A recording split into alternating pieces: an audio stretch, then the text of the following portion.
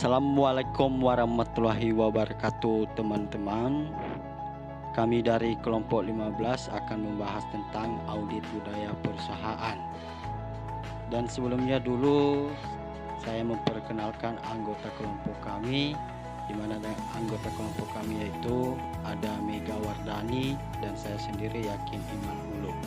Nah, baik, untuk mempersingkat waktu saja, maka kita langsung masuk saja di pengertian audit budaya perusahaan.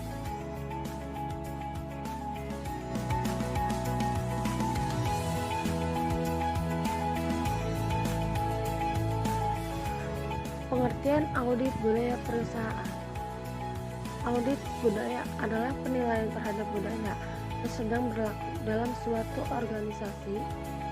Tujuan dasar dari audit budaya ini adalah untuk memastikan budaya organisasi sesuai dan memiliki efek positif pada organisasi dan misi organisasi. Pertumbuhan perusahaan.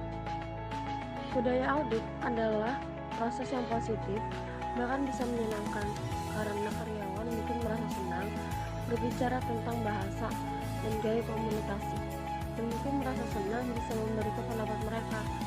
Di akhir audit Anda harus memiliki laporan yang dapat Anda bagikan dengan pimpinan tentang kesimpulan dan saran Anda untuk tempat kerja yang lebih selaras dengan nilai dan tujuan perusahaan. 1. Memberi jaminan kepada para pemegang saham. 2. Menegaskan diri sebagai perusahaan taat hukum. 3. Sebagai bentuk review organisasi. 4. Mengurangi resiko terjadinya kecurangan atau penipuan. 5. Melindungi aset perusahaan. Manfaat dan peranan budaya perusahaan. Manfaat yang diperoleh apabila budaya perusahaan itu dipahami dan dapat dilihat dari dua sisi, yaitu bagi sumber daya manusia, memberikan arah atau pedoman berperilaku di dalam suatu perusahaan.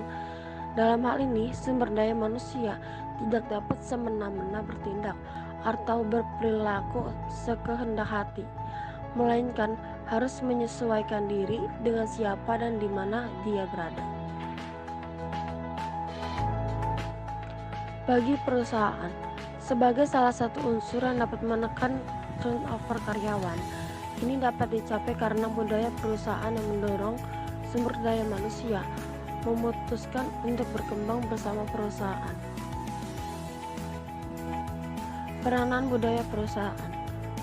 Whelan dan Hanger 1986 secara spesifik mengemukakan sejumlah peranan penting yang dimainkan oleh budaya organisasi, yaitu yang pertama, membantu menciptakan memiliki rasa jati diri bagi pekerja.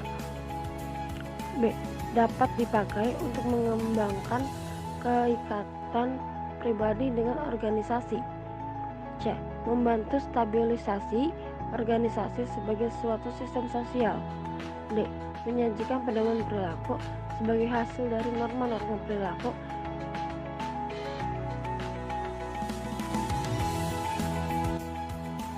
Dimensi budaya perusahaan. Terdapat banyak dimensi yang membedakan budaya. Dimensi ini mempengaruhi perilaku yang dapat mengakibatkan kekeliruan pemahaman, ketidakpekatan, atau bahkan konflik. Konsep budaya pada awalnya berasal dari lapangan antropologi yang mendapat tempat pada awal perkembangan ilmu perilaku organisasi. Karakteristik yang penting dari budaya organisasi. A. Aturan-aturan perilaku, yaitu bahasa, terminologi, dan ritual yang biasa digunakan oleh anggota organisasi. B. Norma adalah standar perilaku yang menjadi petunjuk bagaimana melakukan sesuatu. Lebih jauh di masyarakat kita kenal adalah norma agama, norma sosial, dan norma adat.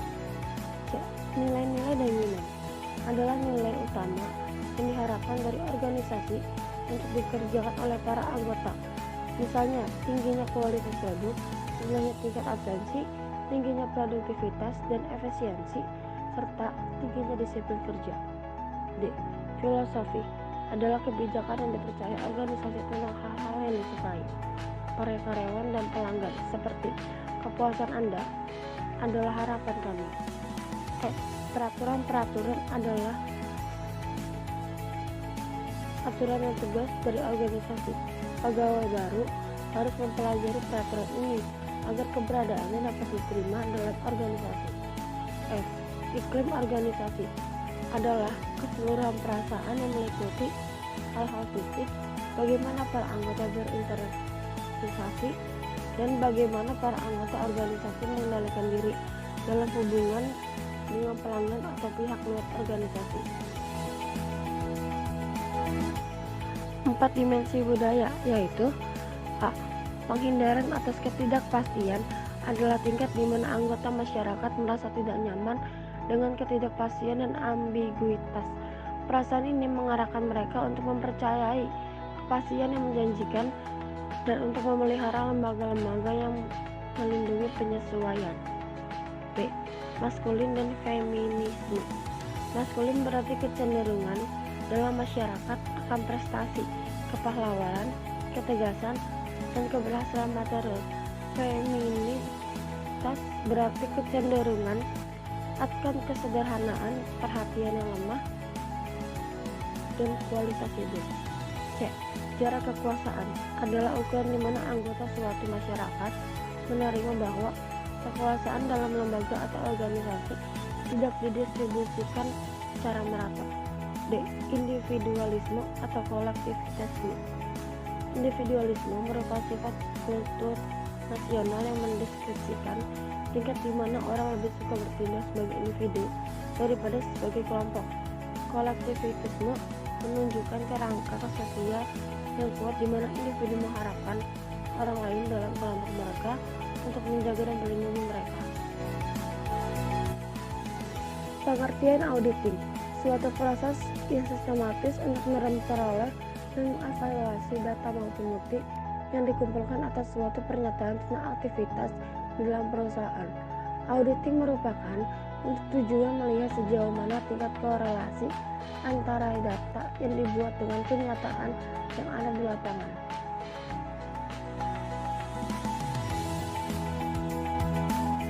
Jenis audit dalam penerapannya. Dalam dunia bisnis, audit terbagi ke dalam beberapa jenis. Yang pertama ada opini wajar tanpa pengecualian. Jenis opini ini diberikan auditor tanpa suatu keberatan apapun atas ikhtisar keuangan yang disajikan oleh pihak manajemen. Laporan ini dibuat jika terdapat keadaan seperti A. Seluruh bukti audit yang dibutuhkan telah terkumpul dan tercukupi. B. Telah mengikuti standar umum yang telah berlaku. C. Auditor telah menjalankan tugasnya sehingga menginginkan untuk bisa memastikan kinerja lapangan telah berjalan sesuai ketentuan. D. Laporan keuangan telah sesuai dengan prinsip akuntansi yang berlaku secara umum di Indonesia dan diterapkan secara konsisten pada laporan-laporan sebelumnya. C.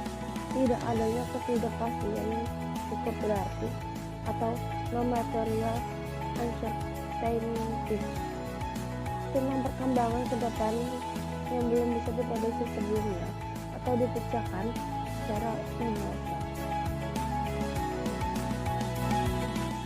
Yang kedua, opini penolakan atau disclaimer opinion. Jenis opini ini merupakan bentuk penolakan untuk memberikan pendapat atas ikhtisar keuangan yang dibuat oleh manajemen. Pemicunya dapat berupa adanya pembatasan luas pemeriksaan atau adanya ketidakpastian tentang kuantitas suatu perkiraan.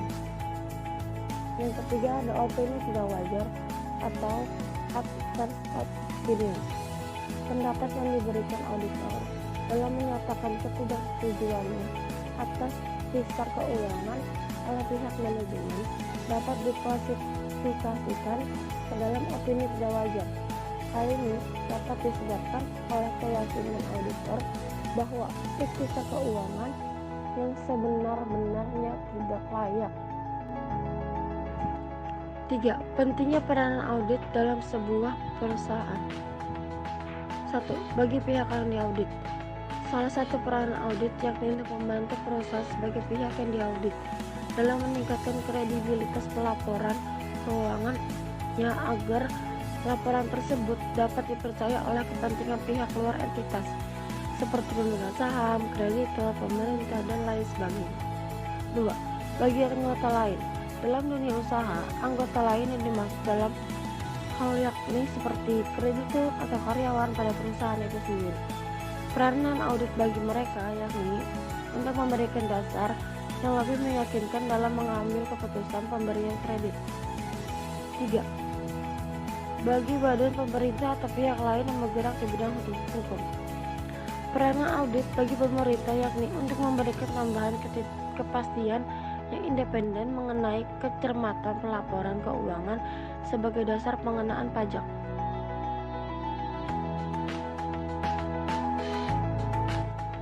Kesimpulan, budaya perusahaan dapat dibentuk bila ada orang-orang yang berbagi nilai serta memiliki kemauan dan kemampuan untuk merangkul ide tersebut.